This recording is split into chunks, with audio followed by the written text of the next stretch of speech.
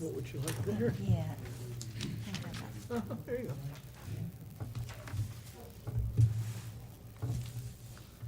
Man, we got all kinds of stuff tonight.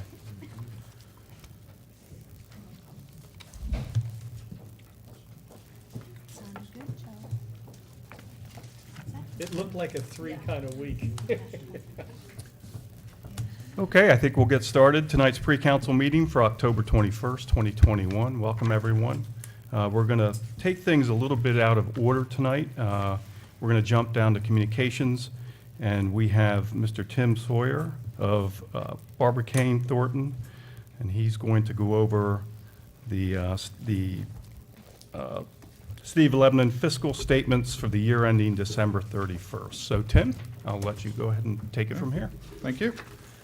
All right, so I did hand out a audit results packet for you, which is going to be a summary of the audit, and I'll kind of go through that, and then I'll be glad to answer any questions if you have any. So if you want to go ahead and flip to page 2 where it says Year 2020 Audit Summary. I'll start there. So the biggest thing to point out, I guess, with the audit this year is we did issue what's called a qualified audit opinion, if you've taken a chance to look at the thing. To be totally clear, this is not an audit finding. This is something that was driven by the standards, and it's related to PMRS, does not have your pension plan's valuation report done yet. So by the accounting standards, we're required to use the valuation report 1 year prior to your financial statements. The one that's in the financial statements is the one from 2 years prior because it's not done yet. So it's totally out of the city's hands. The only other option you could have had would have been to continue to delay the audit report until PMRS finishes the valuation. So we went ahead and issued the qualified opinion. That's why it doesn't reflect on the staff here or anything that the city could have done. So I just wanted to make sure that was pointed out and make it very clear. Outside of that issue with PMRS, the rest of your financial statements do present fairly all your financial results for the year. So outside of that one issue, I would say you've still got your clean audit opinion like you normally would. As part of the audit, we also look at your internal controls. We look at cash receipts, cash disbursements, and payroll transactions each year. And as part of our audit process, we do that on a rotating basis. We take a deeper dive and look at a sample of one of those transaction cycles. And this year it was a payroll cycle that we did a sample of 40 transactions. And I'm glad to report that we had no issues with those. So your internal controls, as far as we're concerned, were operating effectively and as designed. As part of the audit, we do also assist with some of the year-end adjustments normally related to the pension plans. And also we help with the assistance of the preparation of the financial statements and the notes. And of course, management does the MD&A, and then we make sure that just those numbers do agree to the financial statements. Next couple pages are some charts going over your financial highlights from year to year. So the first one is your cash receivables, your capital assets, net of depreciation, liabilities, and debt. So your cash and cash equivalents, you went from 10.9 up to about 11.9 million. Your receivables for taxes and grants went from 3.2 down to 2.5 million.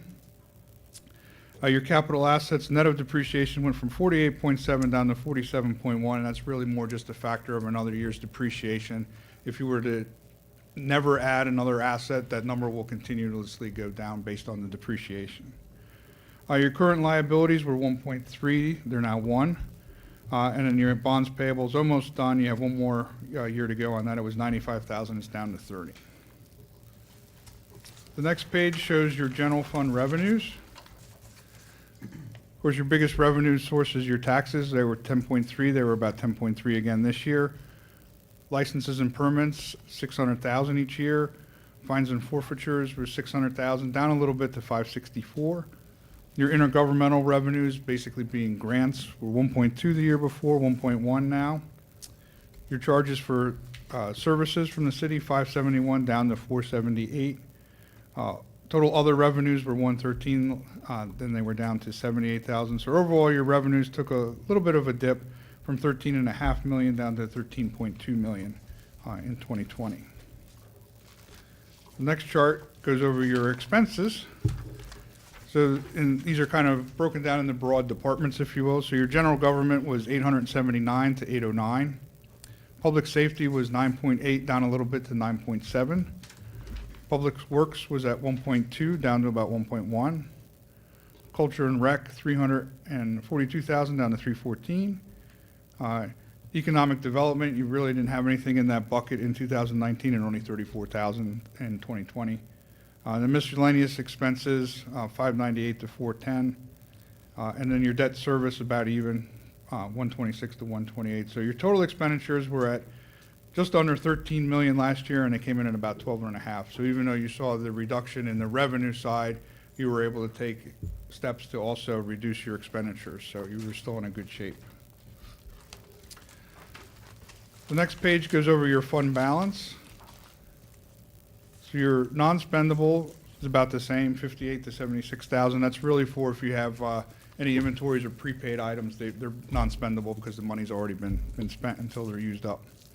Your restricted fund balance, 2.5 to 2.8. Assigned, 3.6 to 5.8.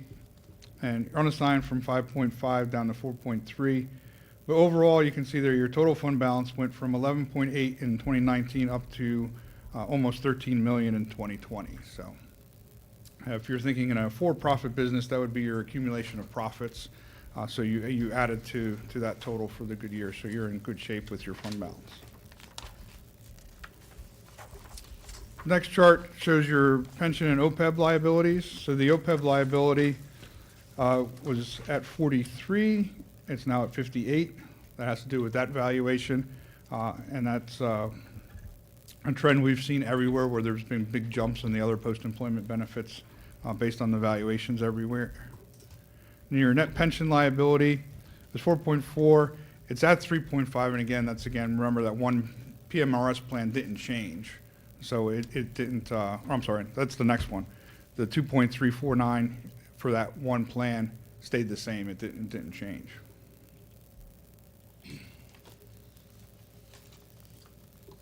Then the last two pages are just our required communications.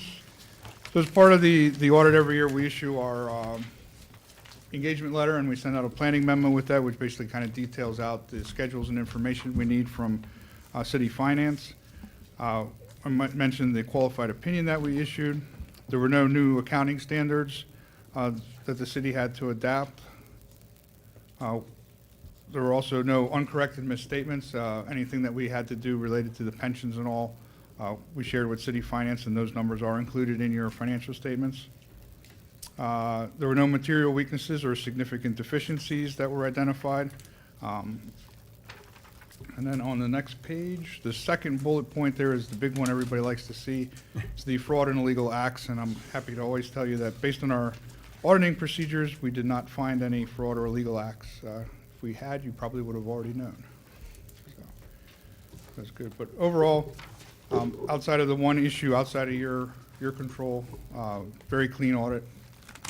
No issues with any of the staff as far as getting us information that we requested and all. So.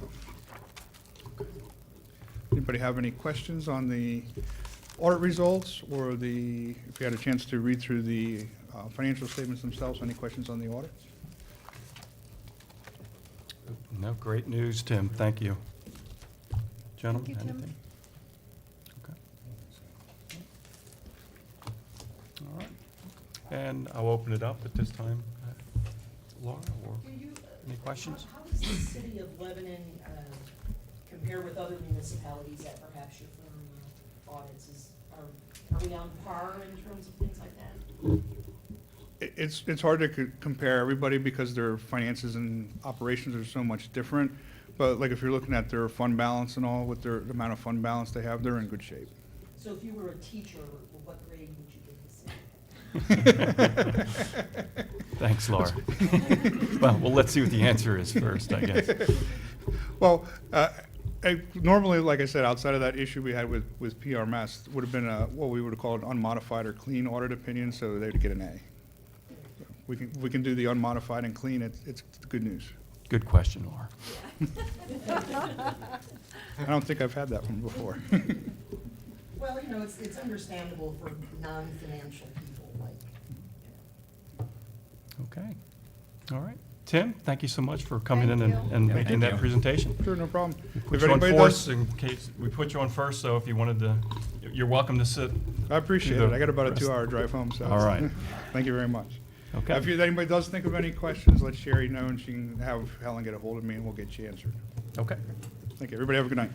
Thank you. you. Okay. And we'll move. Mr. Chairman, Yes. before we go any further, I'd also like to thank the mayor and her financial staff and Miss Helen down there, just doing a fantastic job every year, time after time after time. And it's just, it does us proud. Thank you. Thank Make you. it, you make it easy. Thank you. A lot of effort goes into it, so thank you. All right. Thank you. Thank Wayne. you, Tim. Tim, grab some candy out of that bag on your way out. It's a long ride home. Yeah. Okay. All right, moving on, Simon of the Prayer. I'm going to have the prayer on Monday night. You all have received the minutes, so make sure you take a look over those minutes before Monday night's meeting. You've also received the budget report, and Mayor, if you could maybe give us a quick synopsis. Sure. So 75% of the budget year is completed, and our revenues are at almost 98%, expenditures lower than 66%, so our performance is definitely better than budgeted. Okay, great news. Any questions from council?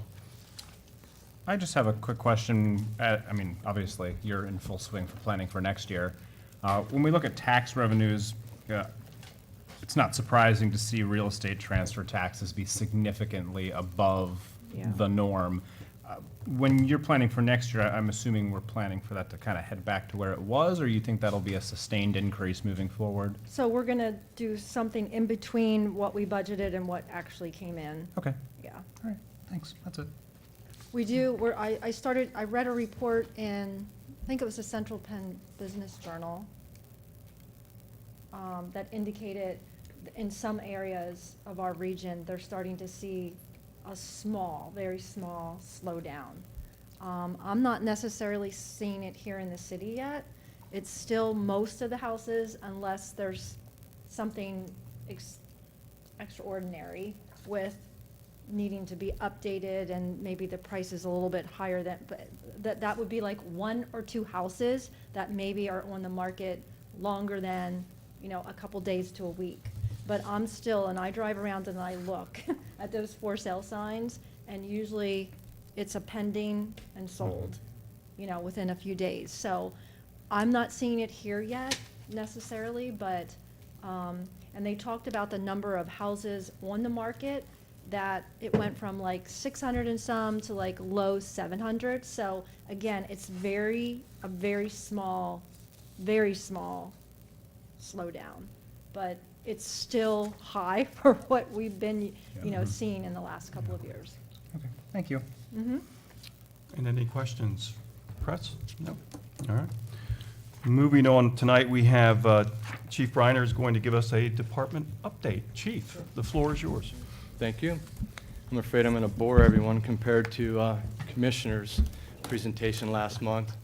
So, but don't fall asleep.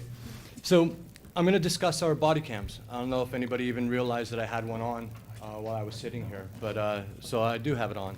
And so my research indicates that we The question is, initiated am I use- being recorded, Chief? You are not. Okay, thank you. You are not being recorded. So my research indicates that we initially had the use of mobile video recorders, so in-car cameras, in 2005. And we've had several models of the MVR since implementation. That's over 15 years now. So our current MVR system is through the company GTAC. We utilized GTAC for several years and have a positive relationship with the company and find the use of their system to be very intuitive for the end user. The end user is the police officer, and also through our admin and how we can search and download video. Their support has been helpful and extremely responsive. So we also use GTAC for in-car computers, which are supplied by Lebanon County DES. It obviously made sense when we started to look at body-worn cameras, as we have been discussing body-worn cameras over a period of time, that we just contact GTAC and have all 3 systems integrated. So when we began the system, or began looking at the system and talking to GTAC, we determined what fit our needs. Again, it only made sense to go with GTAC for all three systems. So far, the integration of the three systems is meeting our goals. So this would be the boring part, unfortunately, but I think it bears to be said of the duration of time that it took to get us to where we are right now. So luckily for us in the city, the timing would have it that when we began to really look for this system and concentrate heavily on getting body-worn cameras, the Pennsylvania Commission on Crime and Delinquency offered a grant application. So this process has been lengthy, but again, we're meeting our goals, thanks to Janelle, and I'll thank her again later. September 3rd of 2020, we received a letter for the application through PCCD. The grant is titled Law Enforcement and Corrections Re-Release Body-Worn Camera Policy and Implementation Program Funds. Our original quote was from GTAC, and that was created on September 22nd of 2020. Application was submitted October 15th of 2020. On November 24th, we received an informal notification that we were awarded the grant. Formal notification arrived on February 1st of 2021. The contract for the award was entered into by the city and PCCD on February 11th of 2021. The grant implementation window is January 1, 2021 through September 30, 2022. We submitted our draft policy to be vetted by the PCCD attorneys and grant processors. Policy review occurred on April 12th of 2021, and final approval of the policy and authorization to order the body-worn cameras came on May 26th of 2021. We received and took possession of the body-worn cameras on August 11th, 2021. And we had our initial installation and initial admin training on September 29th of 2021.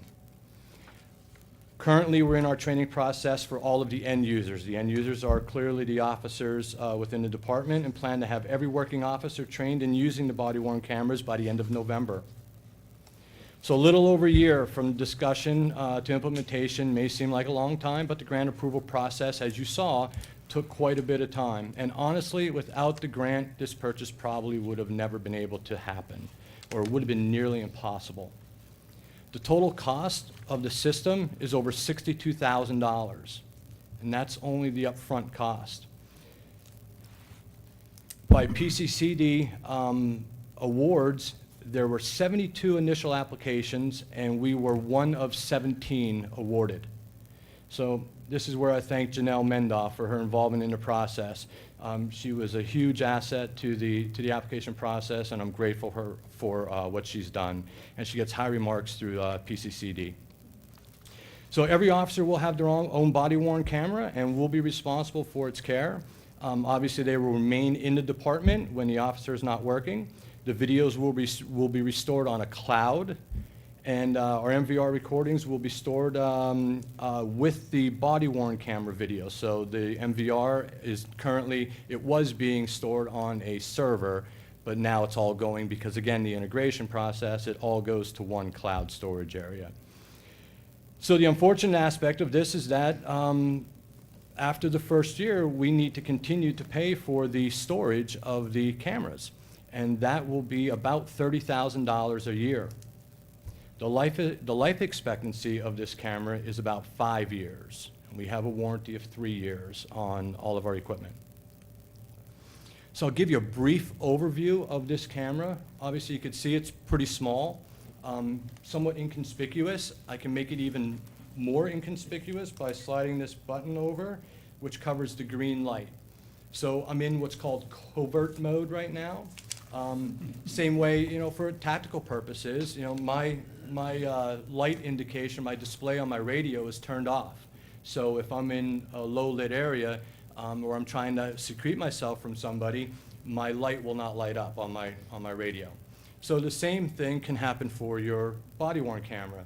And it'll vibrate when I turn it on, or when I turn it off, or when I make it run through its motions, it'll vibrate for me, so I know that it's working. And if I turn off Covert Mode, it'll talk to me. The camera does a lot of talking, all right? When I press it's helpful, because there's always a lot going on. So when I press this button in the center here, it'll initiate a recording.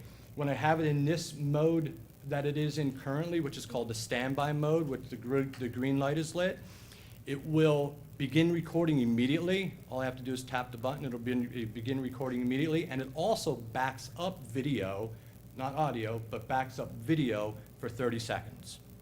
I can have it in a sleep mode, and if it's in sleep mode, it helps secure longer battery life, but I have to hold the button for 3 seconds to initiate the recording, and I won't have that 30-second of pre-recorded video. I think it's when you're, it'll integrate with the car camera system.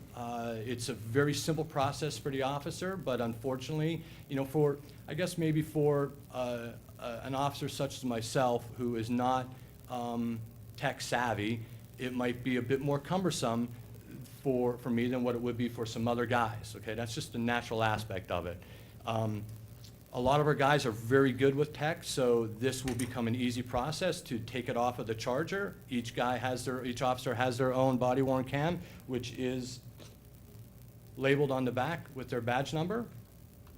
Their body cam will come off of their charger, which the charger also downloads all of the videos, which are called assets, through a GTAC process. They take it to the car, they place the body-worn camera into a docking station in the car. They do a couple actions between the body-worn camera and the MVR system, and it works simultaneously. So as the system works now, if an officer engages the lights on the car, the overhead lights, emergency lights on the car, the MVR initiates a recording. They won't have to turn their body-worn cam on either because it's connected. So when they turn on the overhead lights, the body-worn cam will also initiate a recording. So it's extremely convenient. When they get back into the car, they can remove the body-worn cam from their holder, and they can put it into the charger, and it will download through a modem, through DES, and into the cloud storage. So they can come back to the station and help expedite the closure of their shift by categorizing the video. There's a shortcut categorization on the body cam itself. This little switch here that you see me manipulating, there's 4 different categorizations on here, classifications. And the top one would be call for service, and a miscellaneous, a citation, and an arrest. There's obviously others that we utilize, and the classifications that determines how long we maintain that video. Okay? That's the nutshell version of our body-worn cameras. How does it fasten to your uniform? So this mount was the most common mount that was used, and it's by magnet, okay? So there's a little slide here that will prevent me from pushing down this button to be able to release it, but once I move that over, I depress a button on the top, and I can slide the camera off. Camera's now off. This is the mount, okay? There's a piece underneath this that looks identical to this, and it's just secured by magnet, okay? You want it to be able to come off. Now, you obviously don't want it to be able to come off so that we lose it, but if somebody grabs a hold of you and they grab a hold of the camera and it's secured to you, well, it can be used to manipulate your motion. So if they grab a hold of it and try to remove it, it will come off, okay? Somewhat of a safety aspect. Chief, I wrote down a number of questions that I had during your discussion, and I think you answered all of them by the end of it, so kudos to you. But I do have to say that every time that you have a presentation, I mean, we hear a lot of things, and police departments everywhere are under a lot of scrutiny, but I applaud you guys for everything that you're doing in the name of transparency, and I think this is a huge step for the city, so thank you. This is big. Yes, we appreciate that. And I just want to say, there's several reasons to acquire body-worn cameras, and we discussed this over a year ago. One would be to improve officer accountability, also to improve community relations, enhance officer training, And lastly, it also improves evidence quality or makes cases, easier to prosecute. So, Everything I would have said. sorry, Chief. That's okay. And Chief, go live, when do you think they'll be on the streets? Well, we already have, I'm live with mine, and there's at least 3 other officers that are live with theirs. By end of November, I expect to have every working officer to be live with their body-worn camera. So safe to say, come December 1st, Yes, anybody on the street will have, that's correct. okay. That is the And- goal. And last year during the community conversation, I had promised that we would have this implemented by the end of this year. So we should meet that promise. Okay. Great. And we all know it's not just a matter of putting these cameras on as well, from Janelle obtaining grant funds to writing up operating procedures to wear the camera, the Right. training. Right. It The is training quite takes some lengthy. time in and of itself. Absolutely. And I know it seems a simple choice, but thank you for integrating, what was it, GTAC. GTAC, by integrating all that, because we've heard in past other departments that have this software and this and that, and it doesn't line up.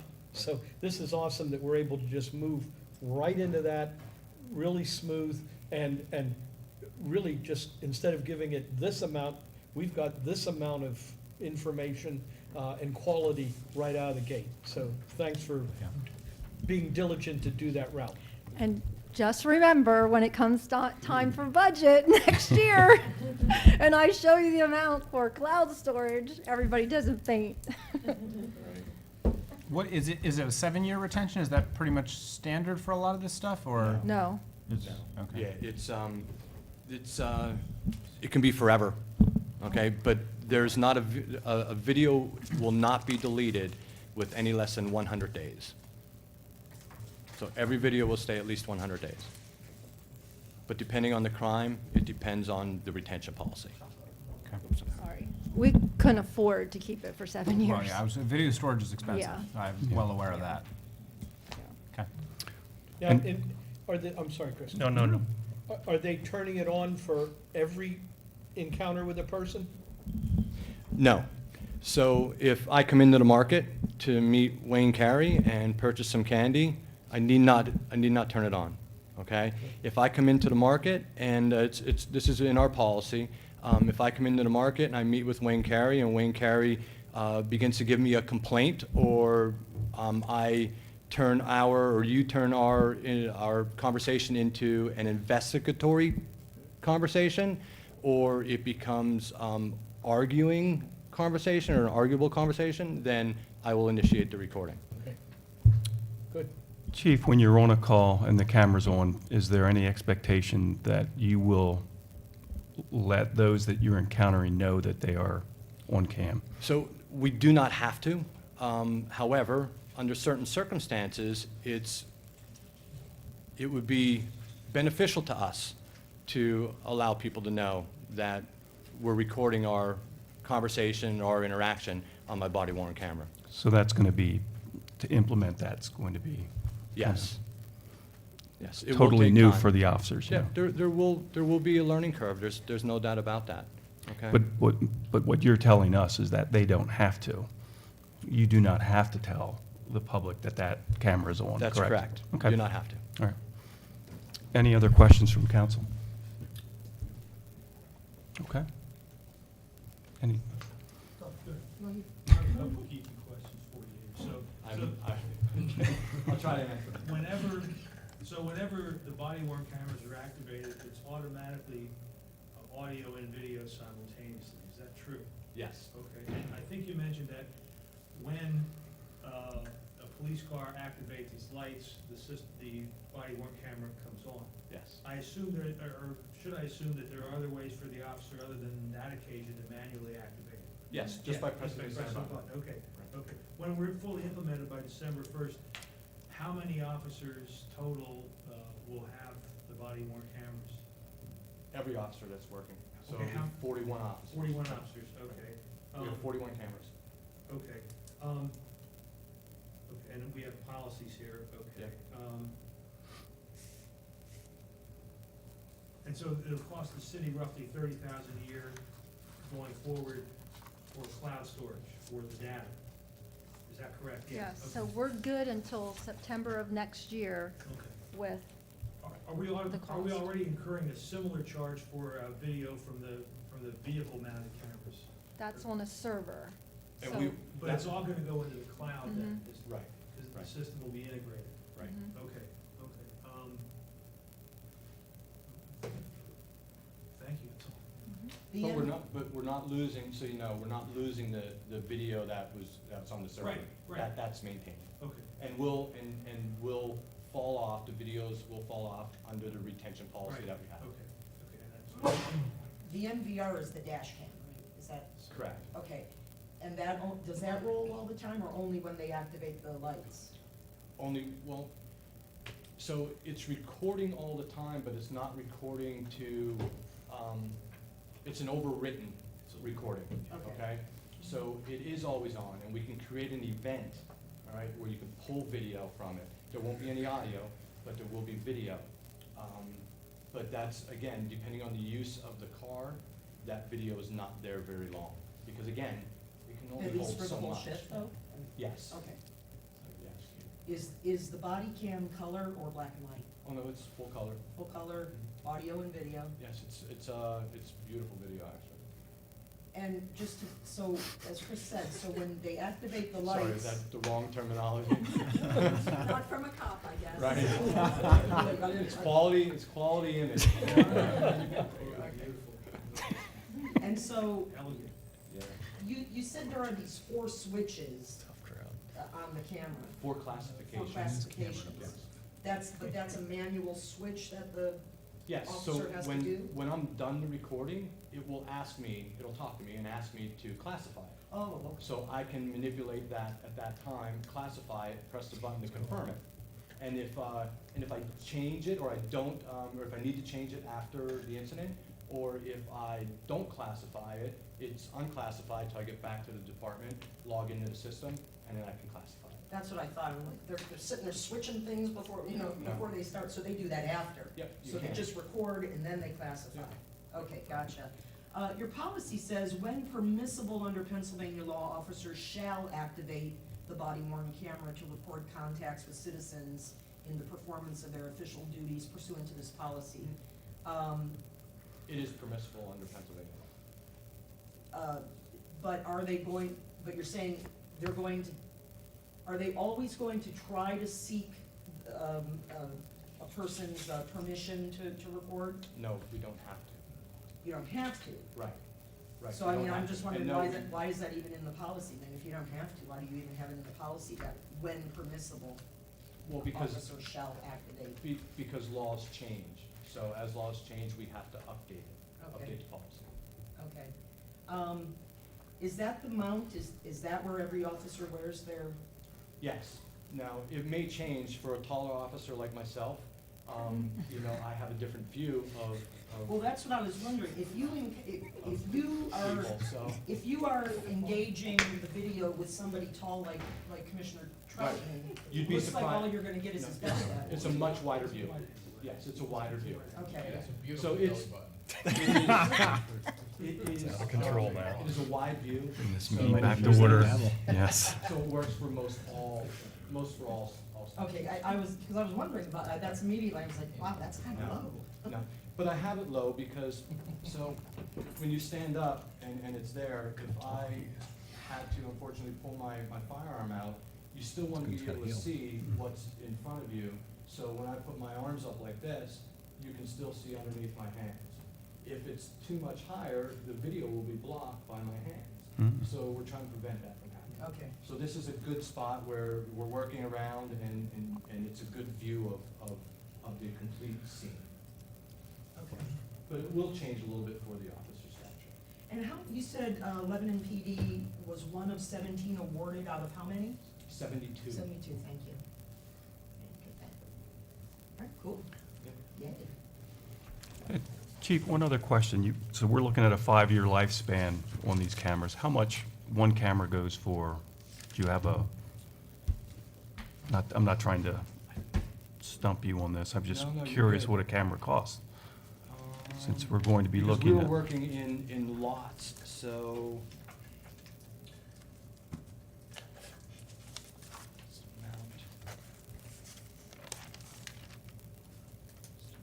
I mean, I would imagine it's not like a 300 GoPro or something, it's a little, It looks like $310. so it's really not that camera. bad. It's not that bad at all.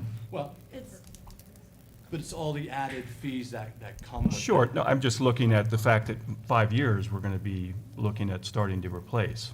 Right. Absolutely. Is there a warranty in these, seriously? Yes. 3 years. Okay, a 3-year warranty? I believe you Yes. said 3 years, And a Chief? 5-year expected lifespan? Yes. Okay. And for all intents and purposes, it's a bumper-to-bumper warranty. Yeah. You didn't feel like you wanted to get one or two to keep in spare, just in case one breaks or something? We tried to sell you the extended plan. We can utilize other officers. Oh, okay. Right, we can rename it in the system if we need to. Okay. Any other questions? All right. Chief, thank you very much. Yes, sir. Great presentation. That's great. And we're looking forward to getting these on the street. Those are. Great. All right. Moving on, communications. We'll have the 2 communications. Of course, we started off with the audit. The other communication, Mayor Sherry Capello informing council of the reappointment of Damian Foster to the Police and Fire Civil Service Commission for a 4-year term. And is this, Mayor, his first or second? no, so, he was appointed in August of 2014 to replace Brunelda Martinez, and then we reappointed him in 2017. So this would be his second full term, but actually his third, Okay. a partial and 2 full, this would represent. Well, we thank him for his volunteering to serve. Any questions from council? Any questions from the press? Okay. And we have one ordinance changing the name of Walnut Street, extending west from Edison Street to North 10th Street. And this is in the 10th Ward, and we handed out some maps, and the mayor has a map as well. So I think all of council saw this one, I don't know if you guys see it, so I'll let you have it for a little bit while I talk, so I can explain to you how we arrived at this point. So Bob Dowd from County DES had requested that the city rename Walnut Street on the northern end of the city due to, of course, our existing Walnut Street on the southern side of the city, which is 422 East. So what I did was, of course, we don't want to have 2, Walnut Streets, and so I took a look at the area, and as you can see from your maps, a lot of the names of the streets, like Blair, is like a family name from a Scottish origin. Miley is another family name. Steckbeck, Harding, Glenwood, Reinhold, Airhorn. These are all like German or English, Gaelic family names. South Wales, Irish. That have different meanings, like Harding, hardy, brave, strong, Glenwood, wood in a valley. So it was actually quite interesting to do all of this, but then there were also some other streets in the area, if you look, that Plum Street, which is nearby, that also runs east and west. And so thinking that the larger streets were the ones that had the family names, and the smaller streets had either tree names or fruit tree names. So again, Plum Street was nearby. We have an Olive Street, a Peach Street, a Pine Street, a Forest Street.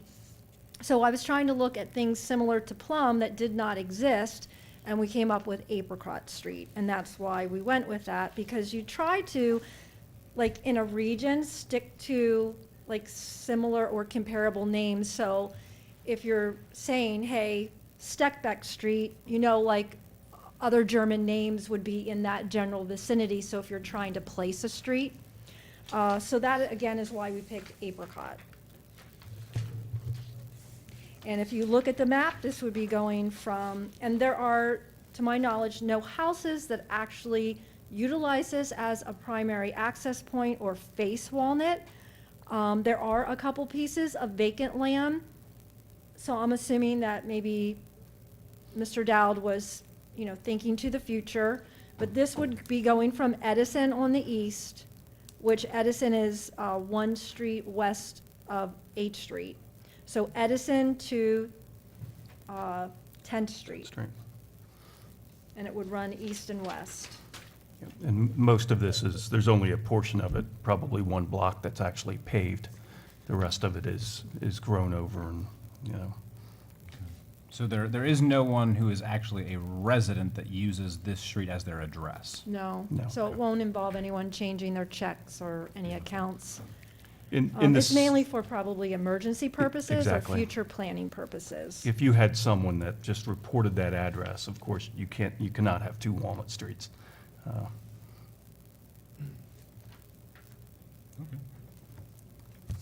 Any questions from council?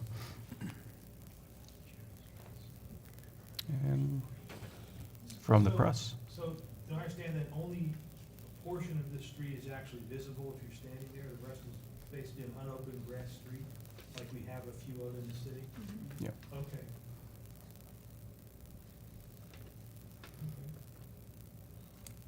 Okay. Thank you, Mayor. You're welcome. Oh, can I ask one other question? Absolutely. I assume this street has existed, at least on paper, for decades. Did we just find out there were 2 Walnut Streets, or what alerted? I'm just curious what Well, alerted us to that. And maybe Council Chair Morales could answer this better than I, but I would assume, as technology improves and we enter more things electronically, prior to picking Apricot Street, we were asked to contact County GIS and have them run it through the system to make sure there wasn't another Apricot Street in the city or nearby. That would just add to the confusion. So I'm assuming it's probably because you're just getting better at your job and more The public service technology. answering point, our 911 folks, this is what they do. There's no homes or buildings there, nobody ever had a Yes. reason to be confused. E- Exactly. And we've had 1 or 2 of these, Yes. many throughout the county, actually, so, Yeah, that I'm aware of. Okay. Any other questions? And I'll go ahead and take that ordinance, sure. So it's an accurate statement. I heard the commissioner say something about Cherry Street. This is the only occurrence that we're aware of in the city of this, or are there others that need to be Well, addressed? I think there's another Cherry that's east and west and north and south. I mean, probably eventually, we would maybe want to look at that too, Okay. but I think that involves homes. Okay. Okay. Depending on the address, we have to think where we're going. This is something to learn. Get your compass out, Commissioner. Oh, sometimes that Kendall app, you gotta hit that. When they dispatch you to Marion, boy, you're like, Okay. And moving on, remarks, we have Darrell Cox will be addressing council regarding some concerns with trash collection, street conditions, and blight. So that'll be on Monday night. And if you see at the bottom of take a look at the bottom of the agenda, of course, November, our favorite month here in council. We get to meet all month for budget hearings, so. So And I Mayor? do have 2 other things. One, I'm not done with the budget yet, so it'll probably be burning the midnight oil November 1st. You'll be getting it in your email. You'll hear a ding at midnight. Robin would like to talk a little bit about yard waste, but I also just want to, if you're wondering why I have this medal, last night I participated in Girls in the Run, practice 5K. There were about, I'd say 25 girls, give or take, from the middle school. I was invited by Gail Boltz and Laurie Funk and Maine Keith, who are founders and/or coaches of Girls on the Run for our area. And first of all, I haven't run a 5K in a while. So I was okay cardio-wise, but my knee, I'm getting old. But I did finish it. I ran the whole thing. But it was really enjoyable because I was like trying to run to each little group of girls and talk to them for a little bit. And then we were encouraging each other and cheering each other on as we ran through the finish line. And we all got these awesome medals, and it was just really a great night. So I just want to give a shout out to Girls on the Run and all of the coaches and the participants.